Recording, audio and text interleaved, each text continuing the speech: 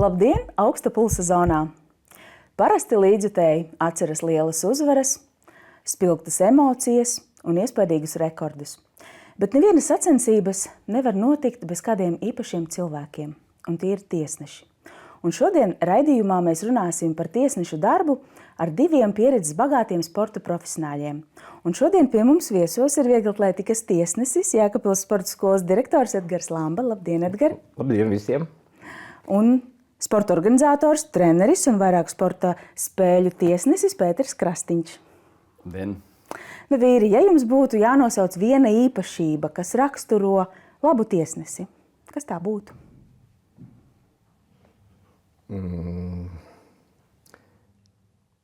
Savaldība, tāda izpratne, tolerance, katrā ziņā tolerance, jo tiesnesis tiesā, tā kā mēs vairāk bērnus, un tas ir tāds ļoti atbildīgs moments. Te nedrīkst pāršaut par strīpu. Pēter? Jā, es arī varētu teikt tā, ka pirmais tas ir tā tolerance, un otrs ir, ka es domāju, ka tas ir taisnīgums, godīgs, saprātīgs lēmums jebkurā situācijā, jo tiesnesis ir tas, kurš var daudz ko izšķirt.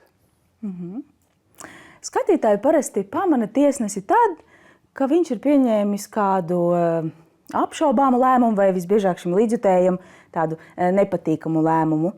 Vai jūs uzskatāt, ka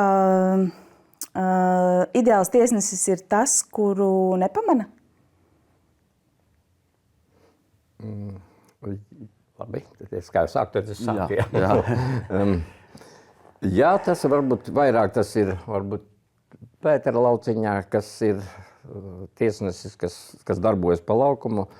Manā amplitūdā, kas man patīk, tas ir šeit.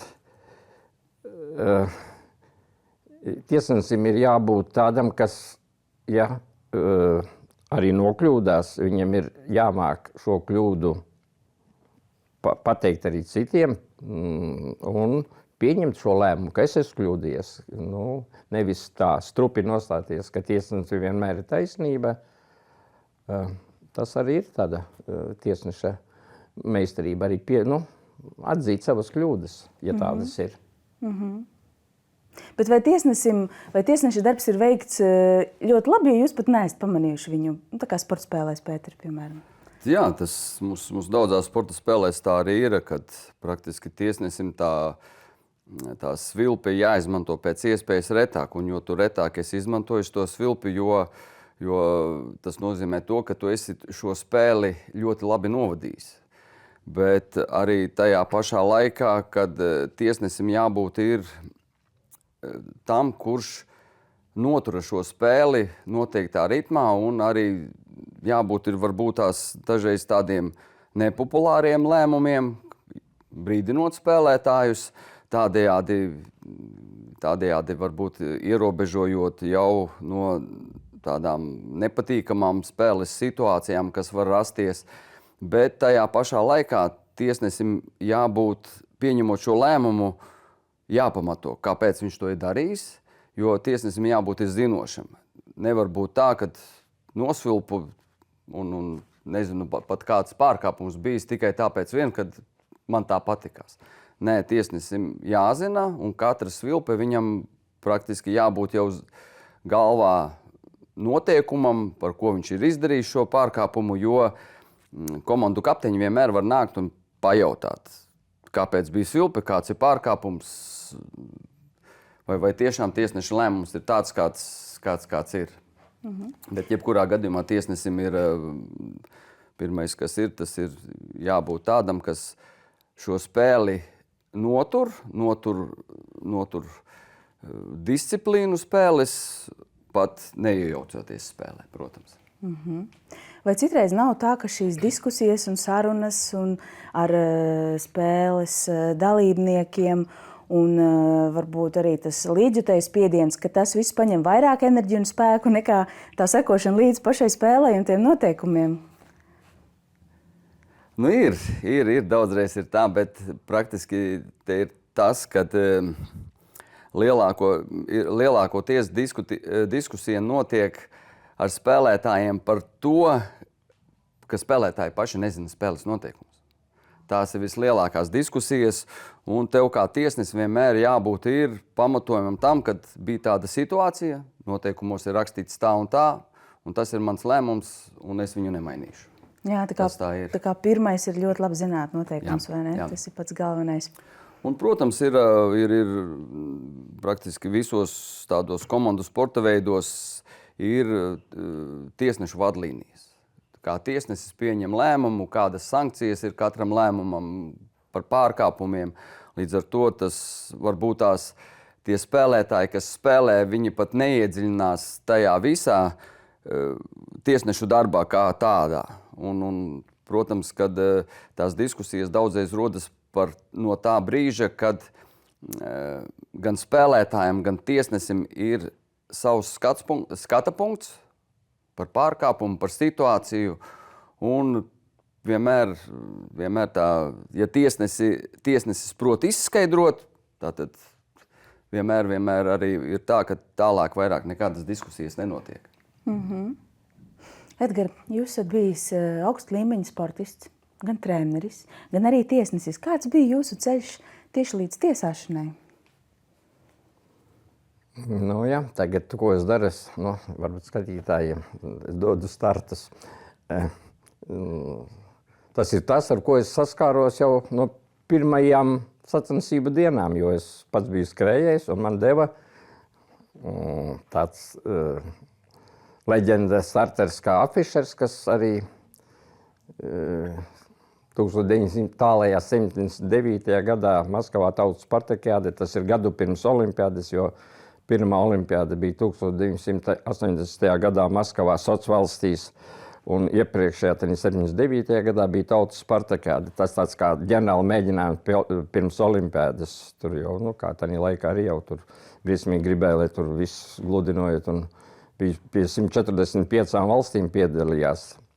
Un tur es arī pirmoreiz sporta meistaru izskrēju šajās sacensībās, un tieši man startu deva Latvijas starters Afišers. Tad, kad cītīgi trenējos, tad pat doma nebija, ka es tur varētu kaut ko mēģināt.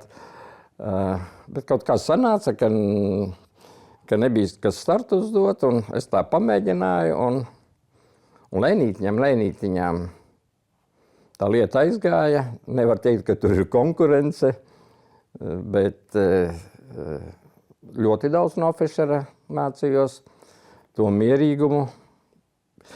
Un galvenais šo te, tādu, sevišķi tas ir ar bērniem, jo viņš, tur tāda specifiska, tur dot startu, viņam tur jāieņem vietas, viņam tur vairākas, viņam ir komanda uzruna, viņam ir jāpaceļās, viņam ir jāizskrien laikā, viņš nedrīkst izskriet ātrāk, tā ir ļoti bargi noteikumi, ja tu skrien 800 metrus, 8 celiņā 1, un ja kaut viens izskrien ātrāk, nav pieļaujama kļūda, viņam ir diskvalifikācija. Un tāpēc tam starterim ir jāmāk kaut kā šīs komandas dot mierīgi sevišķi bērniem, lai viņš neuztrauc. Ja tur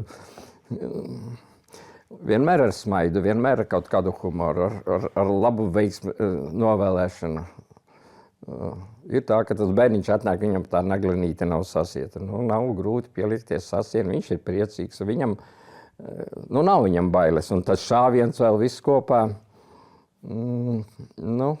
Tā ir aizgājis, ka es teiktu, ka es starp mazajiem varbūt man ir lielāka cieņa nekā pie lielajiem, jo es jau no dabas tāds ar humoru esmu, un tā, ka ieraugu, ka es esmu jau visi smaidi, viņš saka, vairs nebūs baili tik traki, bet tas tāds liels gandarījums arī man, tāpēc man arī patīk. Bet cik gadi pagājuši jau kopš pirmā starta šāviena ar jūsu rokām? Lieli 11. Lieli 11. Bet jūs arī esat tāds labi novērtēts un populārs un pieprasīts Latvijā, kā tieši starta. Kā pareizi teikt, starteris? Starteris, jā. Kādām jābūt tām īpašībām, tādam labam starterim?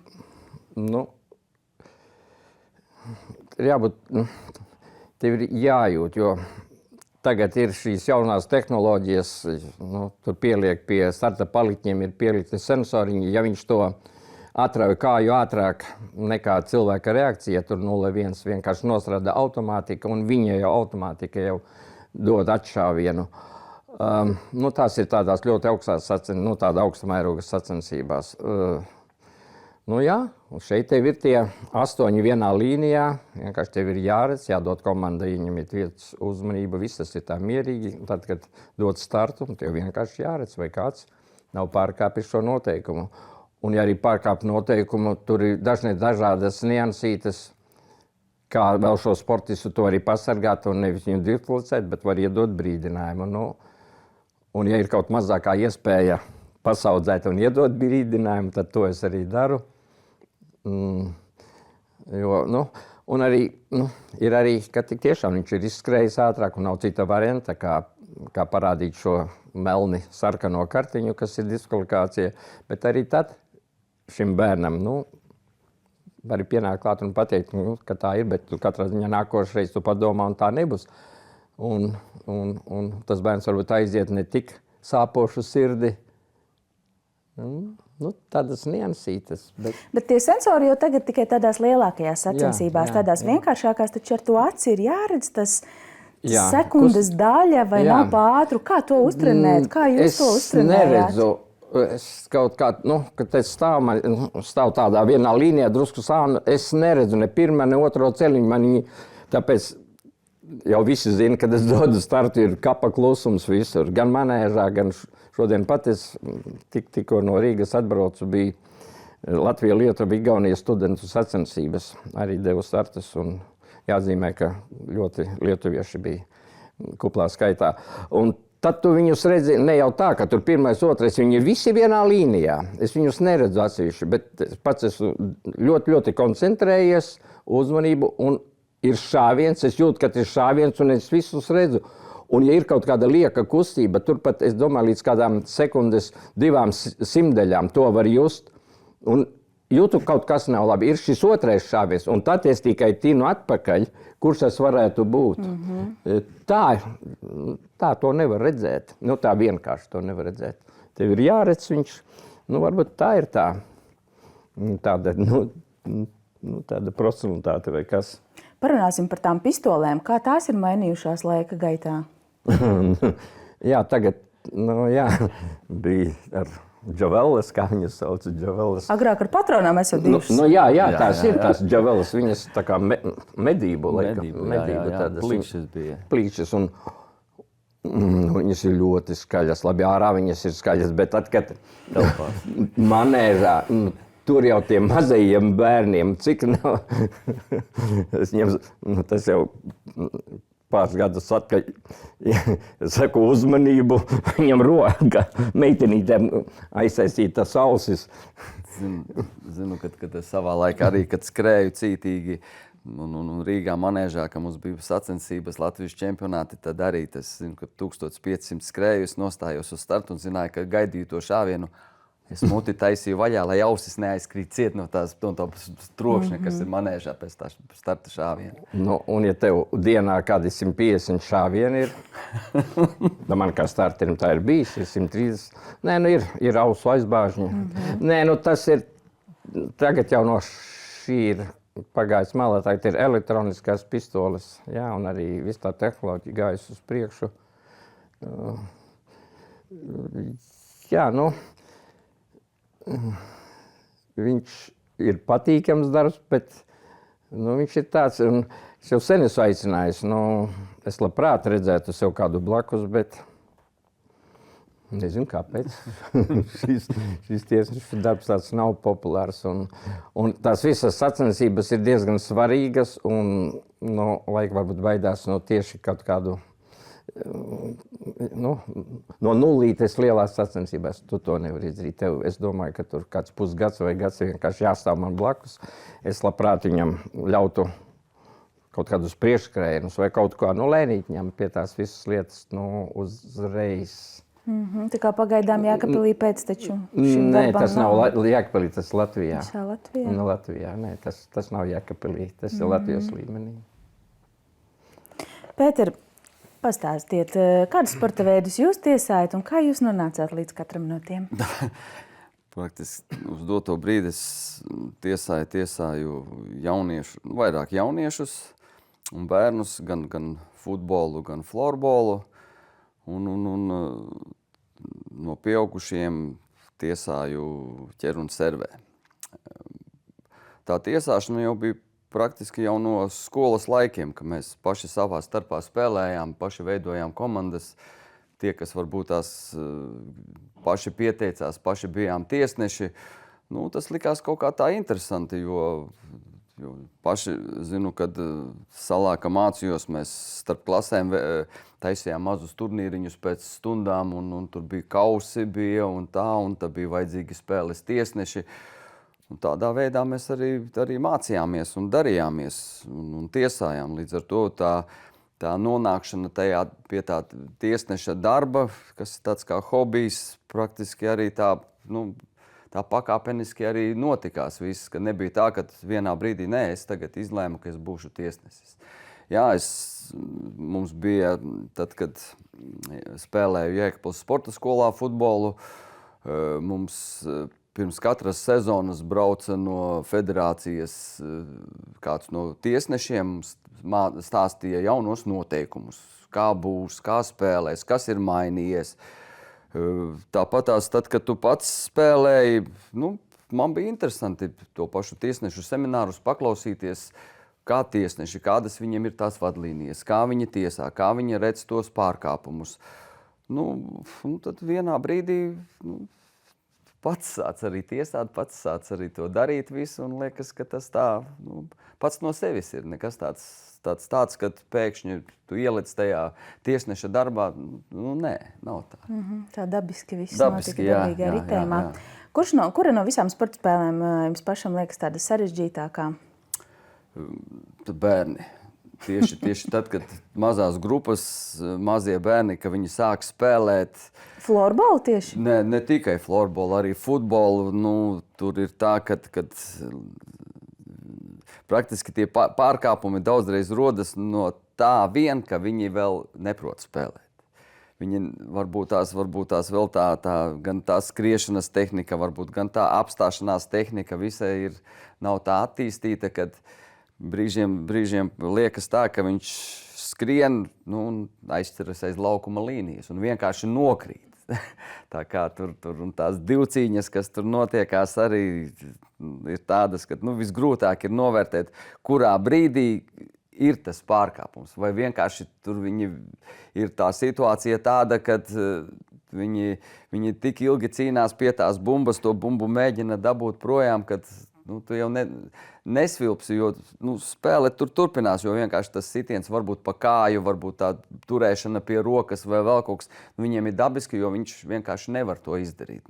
Tad ir tas, ko es teicu, ka tev kā tiesnesim ir jāizvērtē, vai tu svilposi tur tajā spēles laikā par katru to, ko tu domāsi, vai tomēr tu ļausi to spēli turpināt, pacīnīties, to situāciju,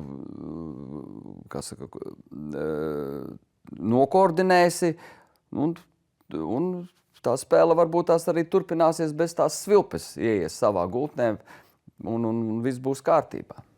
Jā, es gribu teikt, ka Pēters ir ļoti zinātnēs gribošs. Mēs lepojamies, ka viņš ir sporta skolā kā fiziskās sagatavošanas treneris. Un ļoti bieži Pēters atnāk, Edgar, ir vēl viena kursi. Tas ir, kā saka, cepurinos, jo... Un arī, kā tiesnesis, viņš jau nevar būt tiesnesis, ja viņš tam pats nav tam visam cauri izgājis. Vai tas ir futbols vai kas. Ja tu esi entos gadus nospēlējis, kaut gan ne visi labi spēlētāji ir tiesneši, un ne visi tiesneši var būt spēlētāji, jo viņiem ir dots talants būt tiesnesim. Bet vai katrs labs spēlētājs var būt tiesnesis? Noteikti nē. Bet, domāju, ka Pēterim uz to ķēriens. Pēter, jūs minējāt, ka tiesājat arī ķer un servē bumbu. Par šo sporta veidu tādas diezgan neviennozīmīgas atsauksmes tiek dzirdētas publiskajā telpā. Ko jūs pirmo padomājāt par šo sporta veidu, un vai tās domas mainījās laika gaitā, iepazīstot to tuvāk? Nav, jebkurā gadījumā, piemēram, ir tad, kad viņš sāka kļūt tāds pieejams un sāk tāds, kad tauta sāka spēlēt. Mēs pat vairāki arī treneri savā starpā pārunājam to, ka praktiski tā ir spēle, kad mums ir jāpriecājas par to, ka tāda spēle ir un kad šī spēle dod iespēju pēc iespējas vairāk cilvēkiem kustēties. Tas ir pats galvenais, runāt par to, kāda viņa ir. Neviens nebūs skrējējs. Visi nebūs skrējēji. Visi nebūs futbolisti, basketbolisti, volejbolisti. Katram ir savs. Un līdz ar to arī šī spēle ķer un servē, viņa ir pietiekoši dinamiska, viņa ir pietiekoši ātra. Pats galvenais, ka šajā spēlē ir ļoti daudz emociju. Un šīs emocijas ir lielākoties pozitīvas. Līdz ar to es tā domāju, ka tas ir tautas sporta veids, kas ir jāattīsta.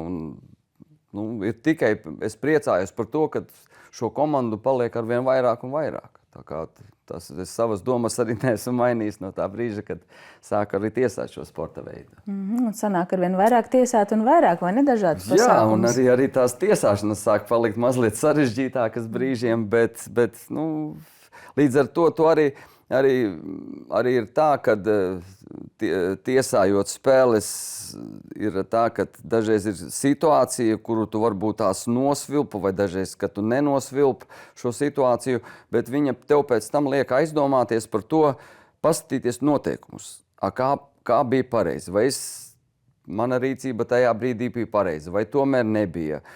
Tajā pašā laikā dažreiz ir pat futbolu tiesājoties aizsūtu uz federāciju tiesnešu inspektoram, aprakstot situāciju, kā bija mans lēmums, vai tas ir pareizs.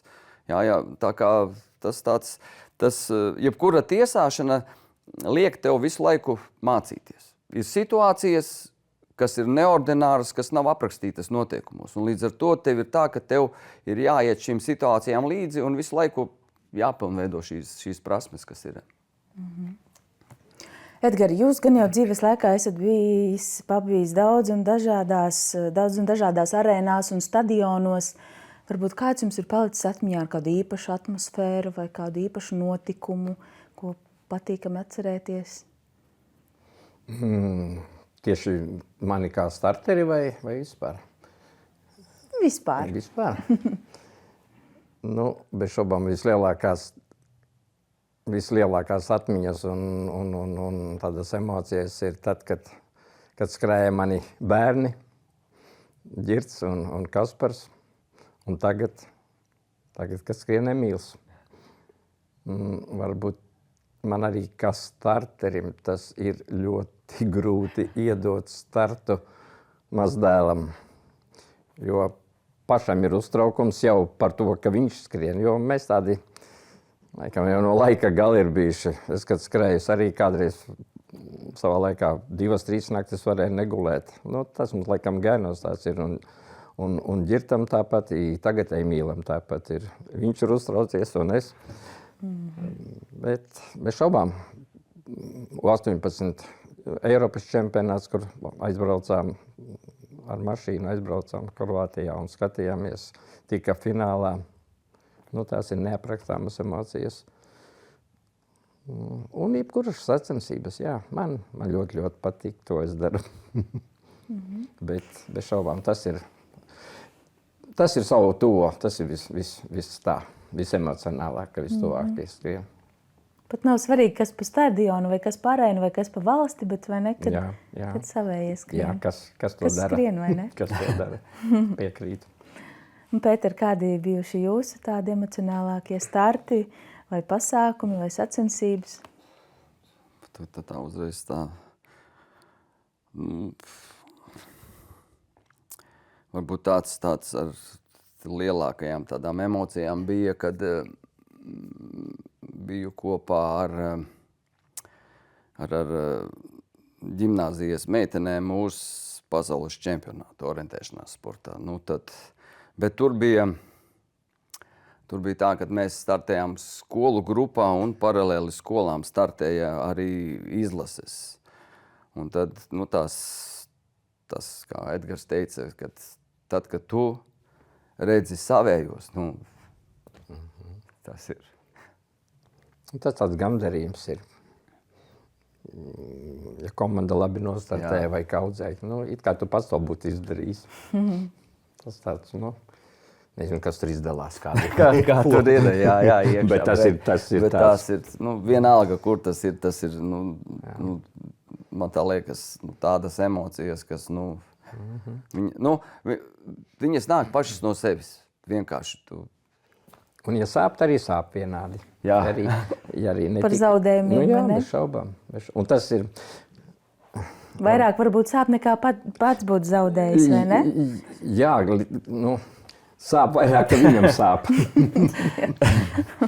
Nu, bet tas viss ir pie lietas, jo sāpēs arī viss rodās.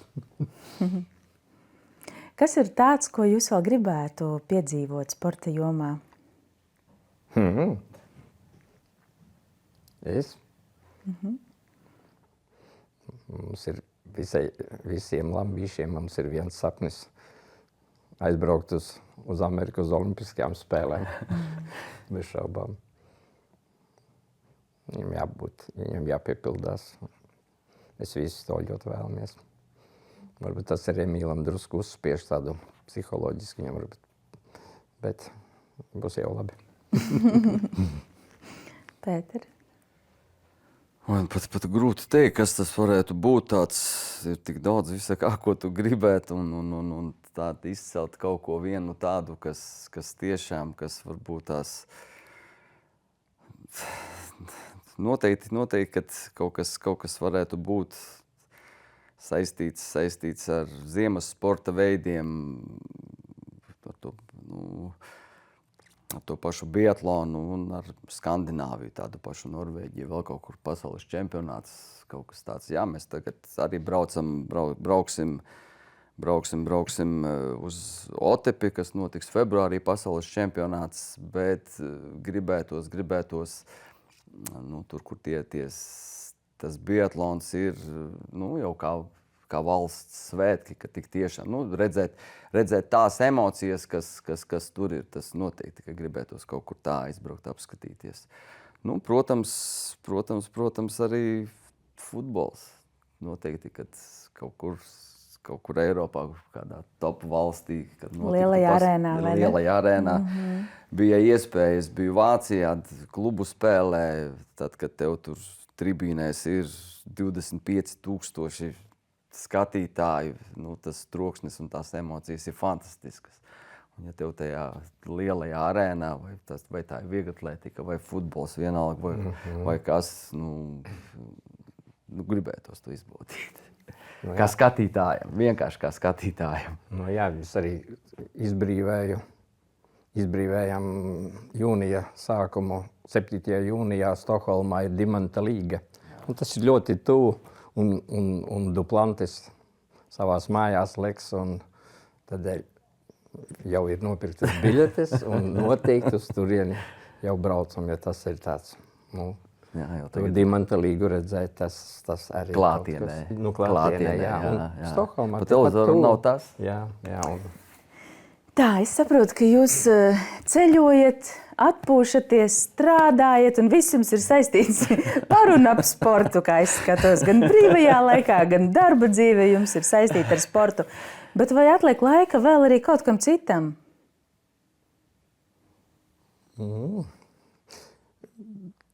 Noteikti jā, jo es arī bērniem teicu, ja tu gan skrien, gan trenējies, gan ej mūzikas skolā, mākslas skolā, visam sanāk laiks, ja tu viņu to dienu saplāno. Ja tu gaudies, ka tev nav laika, tad tu laikam nemāki šo dienu saplānot. Es apskaužu Pēteri, kā viņš savu visu šo darbu var saplānot 24 stundās. Tas tik tiešām būtu varbūt kaut kāds viena raidījuma vērta. Varbūt viņš neizstāstīs, jo to, ko Pēters izdara. Jā, es arī vienmēr domāju par to, tik daudz sporta veidu. Pēter, vai tos var vispār uzskaitīt? Nu, un viņš vēl pats paskrien. Esat kādreiz skaitījis, cik sporta veidos darbojaties? Piedalos. Tiesāja, trenēja, piedalāties, organizēja. Trenē praktiski visi sporta veidi, kas ir sporta skolā. Nu, viņš fiziskās Un ziemas sporta veidi vēl klāt. Bet tas ir pašam. Tas ir precīzi māk salikt savu dienu no rīta līdz vakaram. Kad tas vakars viņam beidzas 9, kādreiz 9:30 vakarā. Vienīgi, kā es jau pičam teicu, padomā arī par sevi. Nu, jā. Bet es saku, mums tagad arī pēdējā laikā, kad ar abiem diviem puikām ir hobijs makšķerēšana. Atliek laiks arī pamakšķerēt. Braucam regulāri. Nevar būt. Brīvdienās braucam, mums laukos ir... Vannā? Ja nevar aizbraukt, tad tur pusstundu vannā. Gan ziemā braucam, kad sanāk laiks, bet ziemā braucam tikai tad, kad esam pārliecināti, ka ir drošs ledus. Un vasarā regulāri braucam. Pamakšķerēt vēl kaut kam atliek laika. Visam daudz kam atliek vēl. Ģimenēm Uz veikalu aiziet un paliek. Ģimenes ir jāatrod laiks. Un Jā, jo jebkurā gadījumā, piemēram, ir tā, ka cenšamies brīvdienās izbrīvēt laiku, aizbraukt uz laukiem, tad tur laukos ir pietiek darba visam, kam ir zāle jāpļauj, remonti visādi kaut kādi, ka jāpadarās. Un, tas ir tas laiks, kad tu esi ārā no visa tā sporta, no ikdienas, no visa pārējā, kas tev dod to iespēju uzlādēt to bateriju visai nedēļai atkal. Jā, varbūt skatītājiem, ja kas ļoti skaista vieta, ko mēs ar sieviņu daram, tas ir Biržu karjerā, mazā laiviņā, pabraukāt pa Biržu karjera tām salām, un tur ir tik pasakainas vietas, tur nav cilvēku, tur ir pilns ar bebriem, un ja tas ir vakars, Romantikas mīļotāji, tie sportisti sanāk arī ir, ja. Aizbrauciet kādreiz vakarā, nenožēlosiet. Edgar, jūs izstāstījāt, ka jāmāk plānot laiks, bet tā arī īsti neatklājāt tos savus hobijus ārpus sporta. Šie jau ir apmēram. Man nav tāda. Hobijs, No tām laiviņām jau kaut kur tālāk arī pabraucat, ne tikai pa Biržu karjeru. Ne tikai pa Biržu. Tikai pa Biržu. Jā, nē. Mēs esam ceļotāji. Mēs esam ļoti, mums Rita ir nausu spēlē, viņa ir pasaules stūris, tas ir sezonā, tā ir Itālija, Anglija, Vācija, 2 Igaunija, 2 Latvija. Tur mēs braucam kopā. Viņa pabraukā, kad es šeit Latvijā dodu startus. Tā ka mēs vienīgi iespēja tā vairāk pabūt kopā. Ja viņa brauktu viena un es te, tad jau varbūt vispār nebūtu kopā. Bet visi dzīve kopā, tas ir foršs hobijs. Visu salikt kopā, ja viss izdodas. Ja ar bērniem viss ir kārtībā, bērni ir pie vietas. Visu ir prieks dzīvot. Nekādu kreņķu nav. Tas ir ļoti svarīgi. Ja tev dzīvē viss ir salikts un viss iet, ka tev nav vakarā jādomā, kā tam tur vai jāpalīdz vai ko. Arī, ja ir vajadzīgs, tad jā, bet tā ir liela laime, ja tā ir. Tad var dzīvot priekš sevis. Uz tādas pozitīvas nots mēs esam pietuvojušies raidījuma noslēgumam, un atlicis ir mans klasiskais jautājums. Kādās dzīves situācijās jums ir paaugstināts pulss?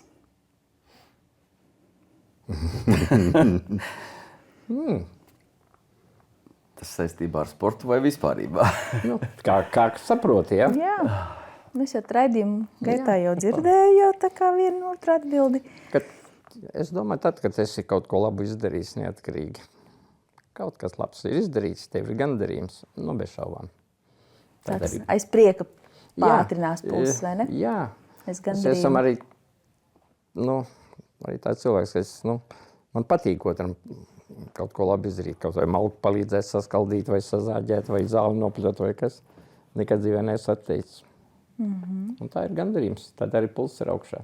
Un naktī labāk guli. Jā.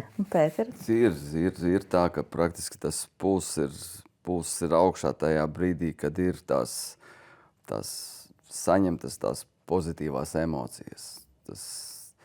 Varbūt tas ir tas gandarījums par to, ko tu varbūt esi izdarījis. Kas ir, neatkarīgi, nevis, ka tu esi sasniedzis, bet tas ir tas...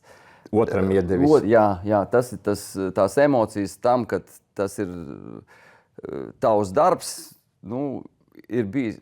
Tas, ko tu esi izdarījis, tam ir vērtība kāda, pavisam nevis pavisam citā nozīmē, kas ir, un tad ir forši. Tad ir forši. Tad ir tiešām tur tā viss iekšā vārās un daudzās, un tās emocijas ir pamatīgas. Es domāju, ka katram cilvēkam tā ir. Cik tam varbūt vairāk, mazāk. Jā, redzat, skatītāji, kā varētu likties, ka tie tiesneši ir tādi stingri, nopietni vīri, bet mēs redzam, cik daudz pozitīvu emociju mēs šodien redzījumā ieguvām, un paldies, ka paviesojāties pie mums šeit. Un skatītāji, lai jums arī ir augsts pulss tikai no pozitīvām emocijām, no gandarījuma un no labiem darbiem. Tiksimies jau atkal nākamajā raidījumā. Visu labu!